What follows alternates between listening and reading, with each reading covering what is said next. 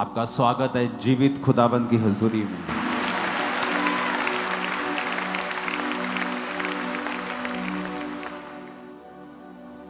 प्रभु यीशु मसीह ने बाइबल में एक कंप्लेंट की है। उसने कहा अन्य जातियों की संतान ज्योति की संतान से ज्यादा चालाक है। उसने कहा अन्य जातियों के लोग तुमसे ज्यादा चालाक हैं। उसने एक चोर की प्रशंसा की। उसने कहा एक चोर ने अपने मालिक के चोरी की ताकि आने वाले दिन उसके अच्छे बीत सकें, लेकिन तुम लोग नहीं जानते अपने पैसों को, अपनी प्रार्थना को, अपने जीवन को परमेश्वर में किस तरह से इन्वेस्ट करना है कि तुम्हारी आने वाली जिंदगी और अनंत जीवन जो तुम्हें मिलना है वो हाई लेवल, आप नीचे भी जिए और ऊपर का जीवन भी जिए।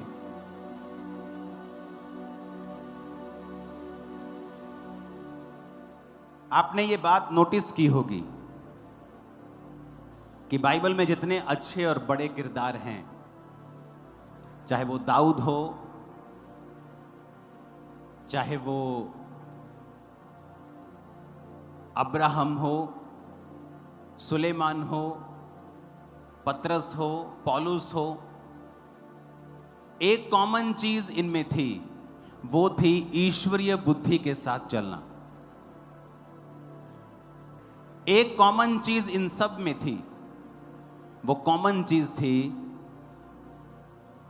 ईश्वरीय बुद्धि। अपने पड़ोसी को बोलो ईश्वरीय बुद्धि।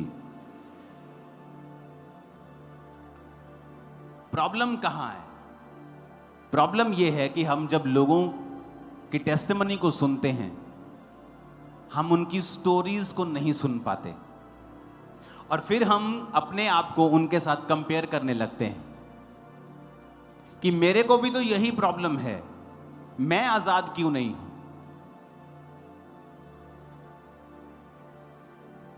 ईश्वरीय बुद्धि का ना होना और जहां विजडम अप्लाई होनी है वहां विजडम अप्लाई ना करना, यह बहुत बड़ा अंतर है कि आप अपनी लाइफ में वो नहीं कर पा रहे जो परमेश्वर करना चाहता है। अगर नियोमी का पति आत्मिक बुद्धि लगाता और यह सोचता कि मैं एक ऐसी जगह पे जा रहा हूं सेवा के घर को छोड़ के जहां पैसा तो मिलेगा पर मैं आत्मिक स्टैंडर्ड में गिर जाऊंगा, सेवा से दूर हो जाऊंगा, पर उसने वहां स्पिरिचुअल विजडम का प्रयोग नहीं किया और एकदम से उसकी लाइफ में गिरावट नहीं आई। सालों लग गए उसको मरने में, उसके बच्चों को मरने में सालों लग गए उस गिरावट में, लेकिन वो गिरना उसी दिन से शुरू हो गया था जब उसने अपने शरीर से सोचा और आत्मिक बुद्धि से नहीं सोचा।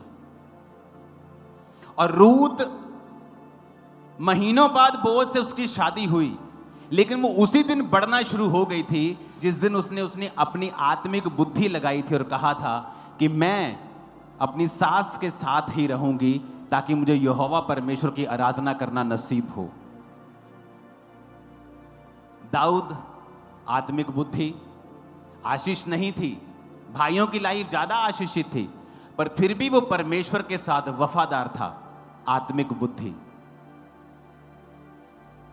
आज लोग पैसा मांगते हैं, मिनिस्ट्रीज में लोग बोलते पास्टर्स हमें परमेश्वर रास्तों को क्यों नहीं खोलता? क्योंकि तुम लोग कभी भी टाइथ नहीं बोते हो।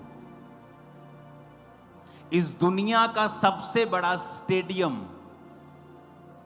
दुनिया का सबसे बड़ा स्टेडियम, लोग बोलते हैं गुजरात में, कोई बोलता है नॉर्थ कोरिया में है। अब रिकॉर्ड ब्रेक होने वाला है। दुनिया का सबसे बड़ा स्टेडियम नाइजीरिया की एक चर्च बना रही है, दुनिया का सबसे बड़ा स्टेडियम। और उस पास्टर की टेस्टिमनी क्या है? वो अपना पर्सनल टाइथ और चर्च का टाइथ दोनों निकालता है। कहता मुझे फिर लोगों की ओर देखने की जरूरत नहीं पड़ती, मैं वफादार खुदा के साथ रहता हूं, उसके पैसों के साथ रहता हूं और परमेश्वर मुझे सप्लाई देता है और असीमित सप्लाई देता है। कई बार हम परमेश्वर के वचनों को बाय फेथ अप्लाई नहीं कर पाते, जिसकी वजह से आप एक लिमिटेड सोर्स के अंदर रहते हैं। कई पास्टर्स को परमेश्वर सामर्थ्य देता है, थोड़ी सी हीलिंग होती है, तब वो बड़ी बड़ी मिनिस्ट्रीज को अटैक करने लगते हैं। परमेश्वर कहता बस अब मैं तुझे ज्यादा नहीं दूंगा। कई पास्टर्स की लाइफ में हीलिंग का वरदान है, लेकिन उनकी चर्च कभी एक लेवल से ऊपर नहीं जाती, उनकी अनॉइंटिंग नहीं जाती। क्यों? जैसे ही कुछ बड़ा काम वो करते हैं, सेकेंड डे वो दूसरी मिनिस्ट्रीज पे अटैक करना शुरू करते हैं। और प्रभु कहता है अगर मैं तुझे इतना दे रहा हूं और तू अटैक कर रहा है, अगर मैं तुझे ज्यादा दूंगा तो अपने आप को परमेश्वर समझ लेगा। इसलिए मैंने आपको कहा था कि जो सामर्थी लोग हैं वो हर बार जवाब नहीं दे पाते। 100 में से 99 बार, 100 में से कई बार 100 बार भी वो जवाब नहीं दे पाते। क्यों? क्योंकि उन्हें पता है उन्हें सामर्थ्य के काम करने हैं, वो नहीं कर पाएंगे अगर संसारिक लड़ाई झगड़ों में वो फंसेंगे। आत्मा में कोई जवाब देना हो मैं दे दूंगा, लेकिन आप कुछ बोलेंगे कुछ मेरे खिलाफ, उसका मेरे पास कोई जवाब नहीं होगा, क्योंकि मुझे परमेश्वर के सामने सीधा रहना है। हालेलुया।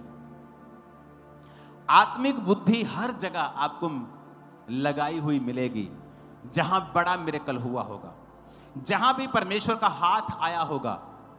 आपने नोटिस किया होगा उसके पीछे एक स्पिरिचुअल विजडम थी जो अप्लाई की गई थी।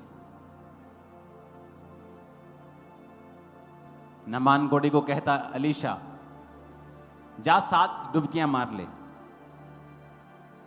आत्मिक बुद्धि से नहीं सोचा, शारीरिक बुद्धि से सोचने लगा, भाग गया। उसका सेवक कहा कितनी मुश्किल बात है, कर ले तो।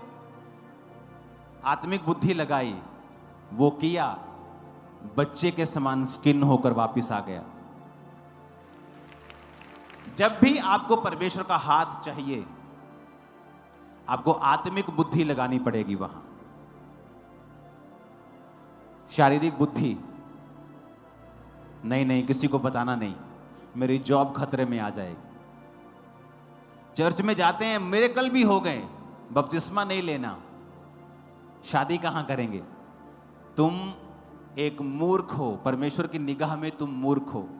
संसारिक दृष्टि से तुम बुद्धिमान हो, सियानपना चल रहे हो, पर परमेश्वर के सामने तुम एक मूर्ख हो।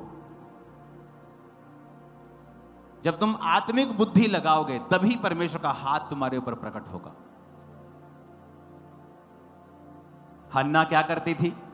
शारीरिक बुद्धि लगाती थी। जब बच्चा नहीं होता था कुड़ती थी, चिल्लाती थी, कलेश डालती थी, अपने हस्बैंड को बोलती थी। हस्बैंड कहते मैं कौन सा परमेश्वर हूं, मेरी दूसरी पत्नी के हो रहे हैं, तेरे नहीं हो रहे। तो यहोवा ने तेरी कोख को बंद किया हुआ। और एक दिन हन्ना ने आत्मिक बुद्धि लगाई, प्रभु के भवन में गई, बिलख बिलख कर प्रार्थना करने लगी।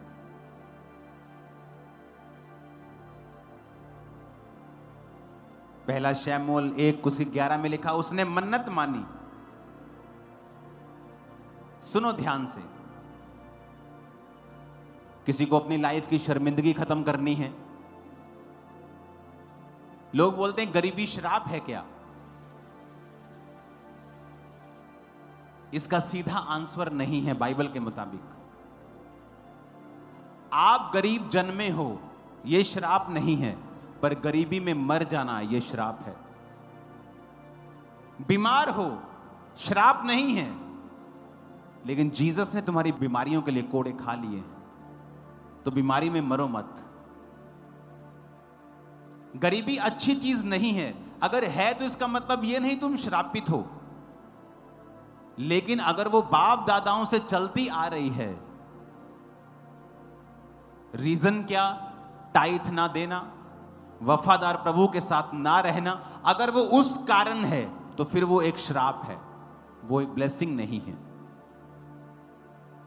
गरीबी सिर्फ शब्दों में रोमांटिक लगती है, अच्छी लगती है, वैसे वो ऐसी नहीं है, वैसे वो लानत है। अगर हम उसे श्राप नहीं समझेंगे तो कभी बाहर नहीं आ पाएंगे। हमें रिकॉग्नाइज करना होगा कि अगर कोई विश्वासी बीमार है तो इसका मतलब यह नहीं है कि परमेश्वर उसके संग नहीं है, लेकिन इसका मतलब यह भी नहीं है कि वो अपनी हीलिंग के लिए प्रार्थना ना करे। अगर कोई गरीब है तो इसका मतलब यह नहीं वो श्रापित है, इसका मतलब यह भी नहीं है कि वो अपनी गरीबी से बाहर आने के लिए प्रयत्न ना करे। अगर एक विश्वासी गरीबी से बाहर आएगा तो वो खुदा के काम करेगा, और शैतान ये बात जानता है। इसलिए वो विश्वासी को ये एक्सप्रेशन देना चाहता है कि तुम अच्छे हो, गरीब हो। कितने मेरी बात को समझ रहे हैं? ये एक बैलेंस मैसेज है, आत्मिक लोग इसे समझ पाएंगे। हालेलुया। आज लोग निंदा करने लगते हैं, एक किसी का वचन उठाते हैं, पूरा मैसेज भी नहीं सुनते उस पास्टर का, और उसकी निंदा करने लग जाते हैं, क्योंकि उनका जो धंधा पानी है वो निंदा से चलता है। अगर वो अपनी बात करेंगे कोई उनकी सुनेगा नहीं, उन्हें दूसरे की बात करनी पड़ेगी, खासतौर पे जो मशहूर है, ताकि लोग उनको सुने।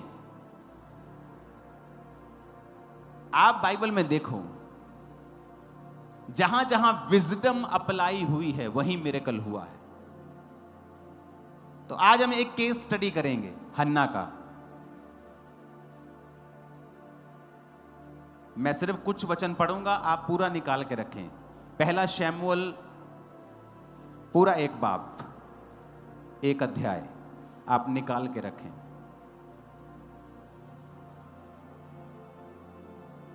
8 आयत में लिखा, उसके पति एल्काना ने कहा, हे हन्ना, तू क्यों रोती है और खाना क्यों नहीं खाती?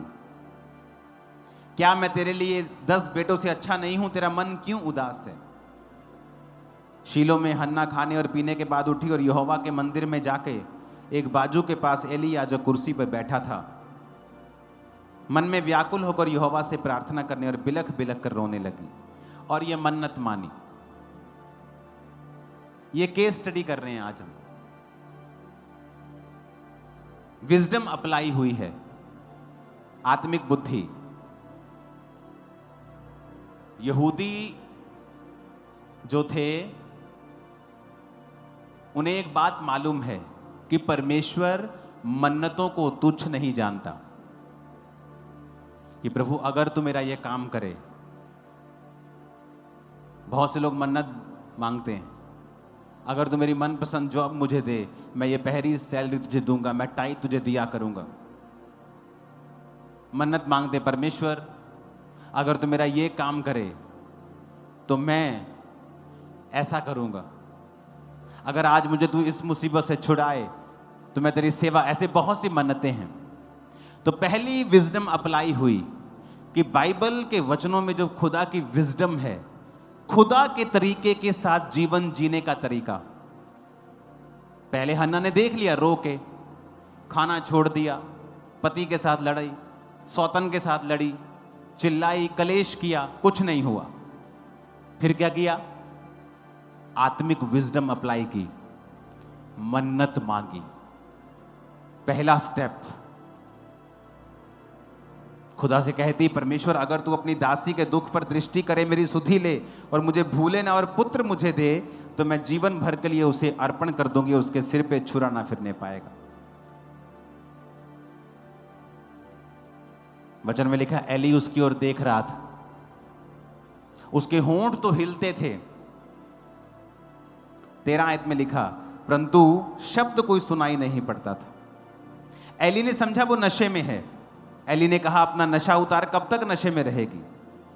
15 में लिखा, हन्ना ने कहा, नहीं मेरे प्रभु, मैं तो दुखिया हूं, मैंने ना तो दाख मधु पिया ना मदिरा, मैंने अपने मन की बात खोलकर यहोवा से कही है। क्या लिखा? एली ने देखा, और क्या देखा? होंठ हिल रहे हैं। और क्या कहा? मन में सोचा, ये औरत ओछी है, कैरेक्टरलेस औरत है, खुदा के घर में नशा करके आ गई। ए लड़की, अपना नशा उतार। और अगर हन्ना के पास स्पिरिचुअल विजडम ना होती, वो आगे से कहती, ले तू कादा सेवक है, तेन तो आप नहीं पता लगा मैं की कहनी है।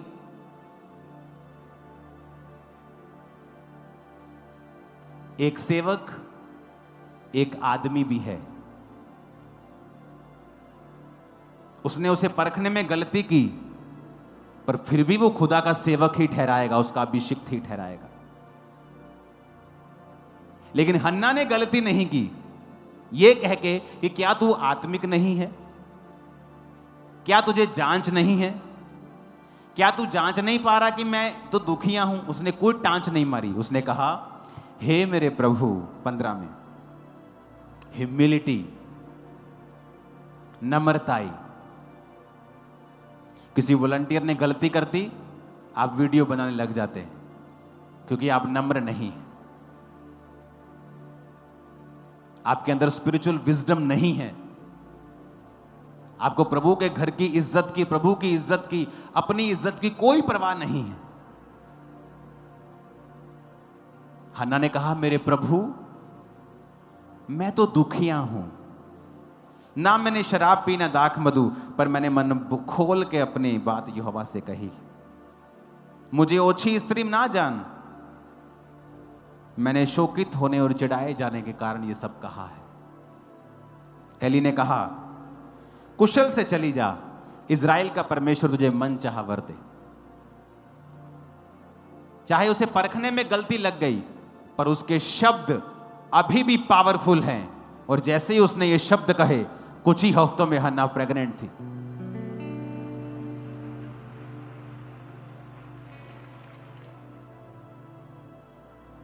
आप प्रभु के सेवक को जांच नहीं सकते।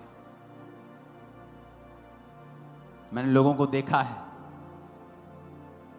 एक पास्टर ने वचन बोलने में गलती कर दी कि भजन संहिता 23 बोलना था, 24 बोल दिया कि यहोवा मेरा चरवाहा है। लोग उसको ट्रोल कर रहे हैं, इसको तो वचन नहीं पता। वो तब भी खुदा का वैसा ही अभिषिक्त सेवक है, उसके शब्दों से अब भी काम होते हैं। ये गलतियां मायने नहीं करती, क्योंकि वो एक शरीर में भी है। कितने मेरी बात को समझ रहे हैं? ये है स्पिरिचुअल विजडम, सबके पास नहीं है, इसीलिए तो सब इफेक्टिव नहीं है खुदा के राज्य के लिए। सब रूहें नहीं बचा पाते, इतनी सब इतना काम नहीं कर पाते। डिपेंड करता है आपके अंदर प्रभु की विजडम कितनी है। नेक्स्ट कहते, तेरी दासी तेरी दृष्टि में अनुग्रह पाए, और वो चली गई। क्या हुआ उसके बाद? वो प्रेग्नेंट हुई।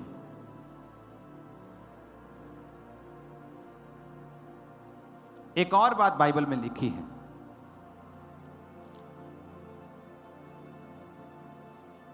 21 आयत में, उसका पति हर साल जब भवन में जाता था तो फिर वो चला। जब शैमूएल हो गया तो हन्ना कहती, मैं अभी खुदा के घर में नहीं जाऊंगी, क्योंकि मैंने इसे अर्पण करना है, इसका दूध छूटने तक मैं नहीं जा, मुझे अच्छा नहीं लगेगा मैं घर में उसके जाऊं और इसको खाली वापस ले आऊं। Spiritual wisdom.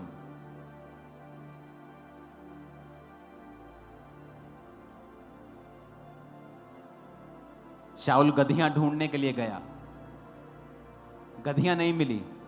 उसके सेवक ने कहा, यहां एक नबी रहता है, चलें उसके पास। कहता, हमारे पास कुछ देने के लिए नहीं है। शाऊल क्यों चुना गया? उसके अंदर एक स्पिरिचुअल विजडम थी कि अगर परमेश्वर के घर में, परमेश्वर के दास के सामने जाना है तो खाली हाथ नहीं जाना। उसके दास की कोई डिमांड नहीं है।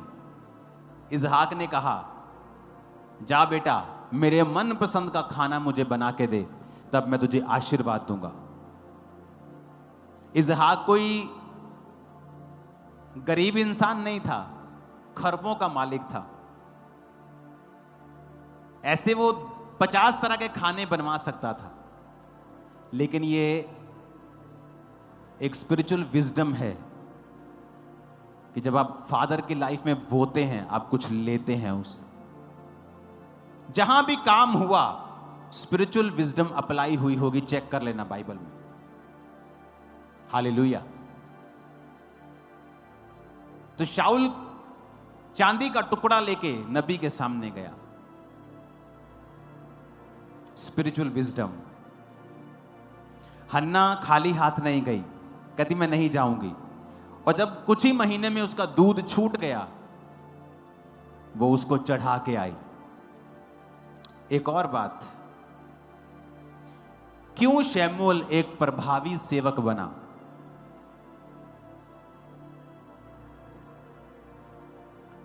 बाइबल कहती, एली जो सेवक था, उसके लड़के लुच्चे थे, बाइबल कहती, और वो चर्च की औरतों के साथ व्यभिचार करते थे। एली ने उनको डांट कर उनकी ड्यूटी से उन्हें नहीं हटाया, पर शमूएल ने कभी भी एली को बुरा भला नहीं कहा। Spiritual wisdom.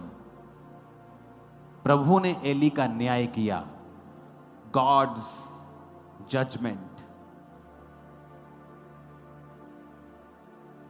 हर साल हन्ना और उसका पति उस भवन में आते थे जिस तरह पहले आते थे। हन्ना का बेटा वहां पे था, पर हन्ना ने 3 महीने में उस परमेश्वर के घर को विजिट नहीं किया। आज लोग परमेश्वर के घर में अपना बच्चा दे देंगे, हर 1 महीने में फोन करेंगे, ठीक है तू ठीक है, तुमने रोटी मिलती है। कि कब आपका वीक मोमेंट आए और आपको सेवा से दूर कर लिया जाए। बड़े से बड़े बिलियनर्स की लाइफ में भी वीक मोमेंट्स आते हैं। एलिया की लाइफ में भी वीक मोमेंट आया जब वो मौत मांगने लगा। पतरस की लाइफ में वीक मोमेंट आया जब उसने प्रभु का इनकार कर दिया। आप सेवा करेंगे, बहुत सी घटनाएं आपके साथ होंगी, जायज भी हो जाएंगी, कुछ नाजायज भी हो जाएंगी, शैतान भी कर देगा। लेकिन अगर तुम्हारी फैमिली स्पिरिचुअल विजडम में नहीं है, तुमको वापस खींच लेगी और खुद श्रापों के नीचे हो जाएगी। वो बाद में मालूम पड़ेगा जब फोन आएंगे, और तब परमेश्वर का दास भी ले हैंड के जरिए कुछ नहीं कर सकता। हन्ना क्या कहती है यहां पर, पढ़ो बाइबल में 2:19 आयत। उसके माता पिता प्रति वर्ष छोटा सा बागा बनाकर अपने पति के संग वर्ष की मेल बलि चढ़ाने वो हन्ना आती थी और बागे को लेके आया करती थी। हर साल, हर 3 महीने में नहीं, पहले भी वो साल बाद ही आते थे। लेकिन हन्ना का बेटा वहीं पे है, और मालूम क्या, एकलौता बेटा सालों के बाद हुआ है।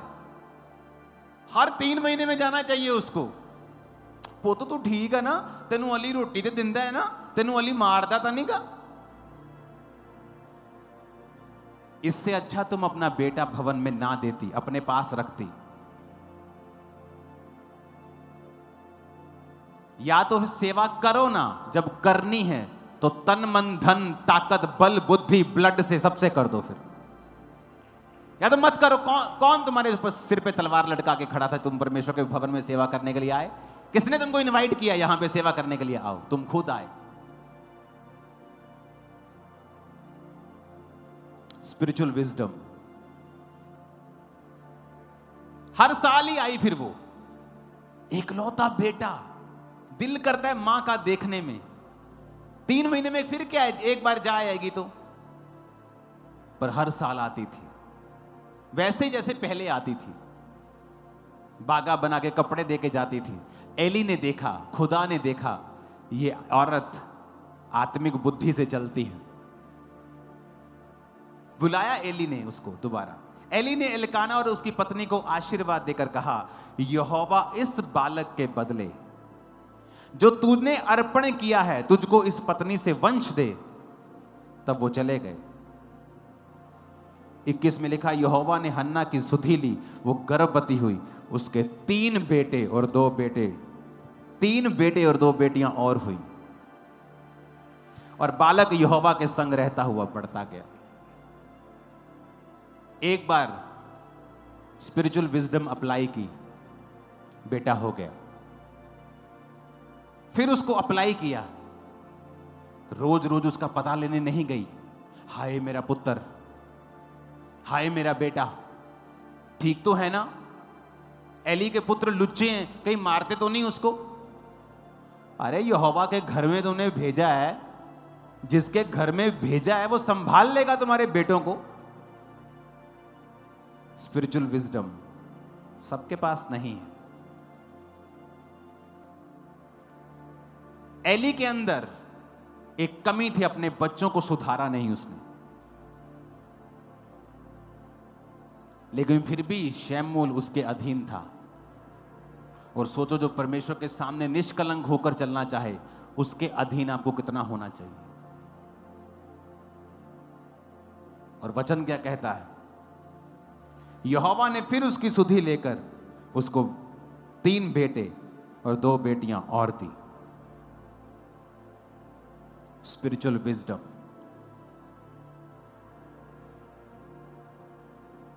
अगर आपने खुदा को कोई चीज दे दी है तो भरोसा रखें, परमेश्वर के ऊपर छोड़ दें सब कुछ।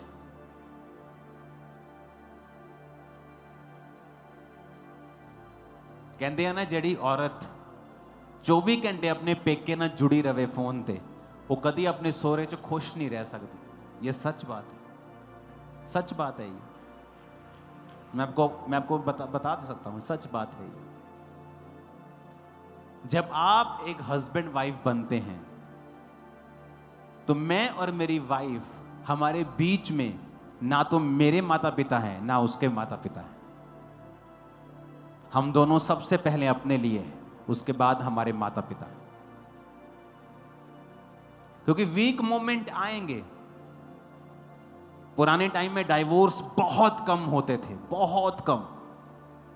कहीं लड़की का डाइवोर्स हो जाए तो न्यूज होती थी कि हाय उस लड़की का डाइवोर्स हो गया। उसके कुछ नेगेटिव इफेक्ट भी थे कि हस्बैंड का परिवार मारते थे लड़की को, सोहरा परिवार तंग करता था, जबरदस्ती काम करवाते थे, बड़ी तसीद देते थे। साइड इफेक्ट भी थे, लेकिन घर बना रहता था। क्योंकि अगर हर टाइम आप फोन पे, अगर मैं अपनी मम्मी के साथ 24 घंटे जुड़ा रहूं, मेरी वाइफ के साथ मेरी बन नहीं सकती। और प्रभु ने तुमसे कहा है, तुम सबसे पहले स्थान अपनी पत्नी और अपने पति को दोगे।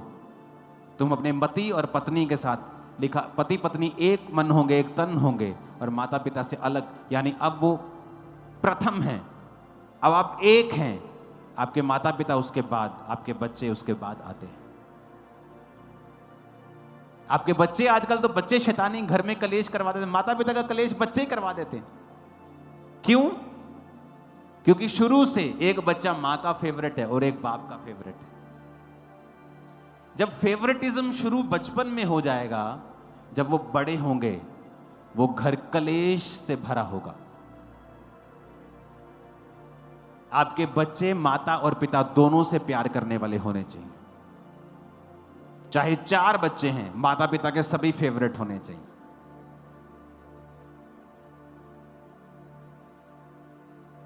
कितने समझ रहे हैं?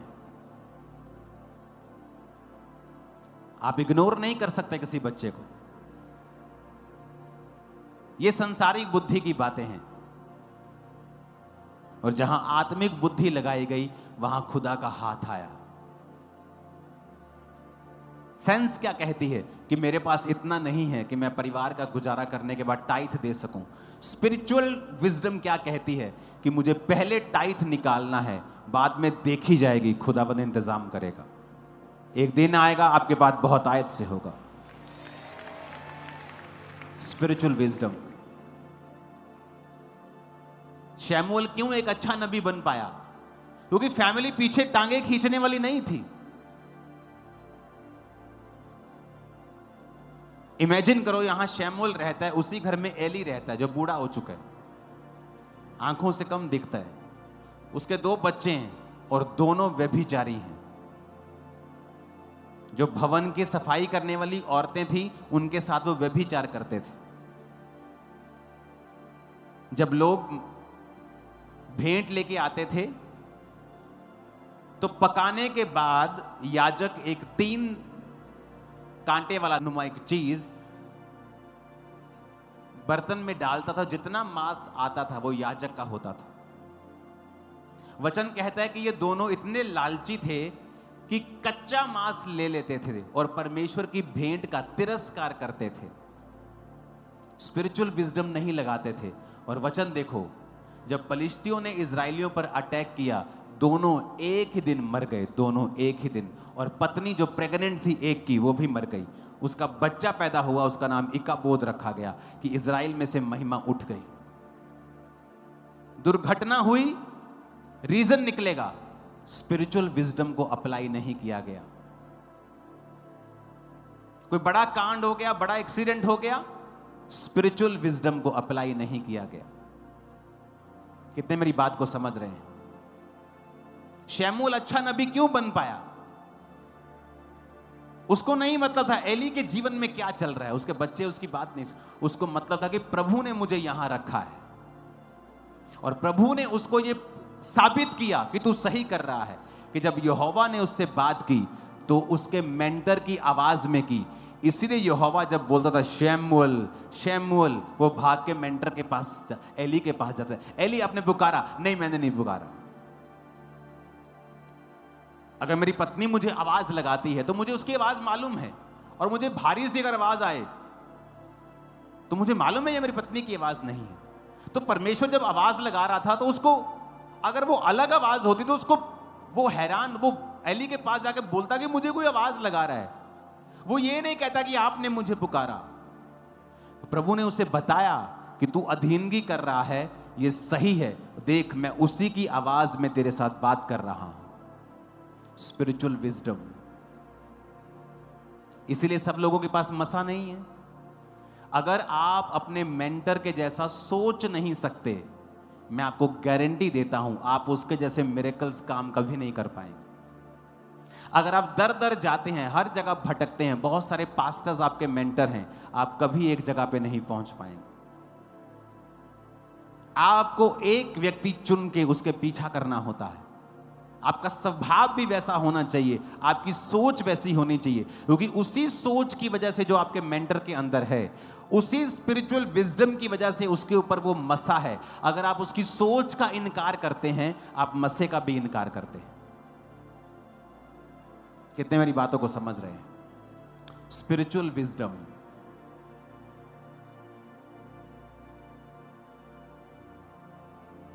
लड़ाई झगड़ों में ना पड़ना, स्पिरिचुअल विजडम। जब मैं परमेश्वर में आया तो मेरा बिजनेस था टाइल्स का। आज बहुत से लोग हैं, अगर आप नडाला बेगोवाल की साइड पे चले जाएं, जिन्होंने हमारा लाखों रुपया देना है। आज मेरे पास पावर है, सरकार में पहुंच है, मैं पैसा वापस ले सकता हूं। मैं लड़ाई झगड़े में नहीं पड़ा तब, क्योंकि मुझे प्रभु का काम करना था। स्पिरिचुअल विजडम, प्रभु को आगे रखना, स्पिरिचुअल विजडम, आत्मिक बुद्धि है। तुम्हें कोई परवाह नहीं है कि कोई तुम्हें व्यभिचार करते देखता है, क्योंकि तुम्हारे अंदर परमेश्वर की जलन नहीं है। तुम्हारे अंदर कोई शर्म नहीं है कि 4 लोग भी अगर जानते हैं तुम एक व्यभिचारी हो, तुम्हारे अंदर, क्योंकि आत्मिक बुद्धि नहीं है। वही फैमिली जो अपने बच्चों को भेजती है, जब वापस लेती है और दुखी होती है, स्पिरिचुअल विजडम की कमी की वजह से वही सफर करती है। शमूएल एक अच्छा नबी क्यों बन पाया? क्योंकि उसने अपना पूरा टारगेट, अपना पूरा सिस्टम उसने परमेश्वर में रख के चलाया। कितने मेरी बातों को समझ रहे हैं? हमें यह बात समझनी होगी।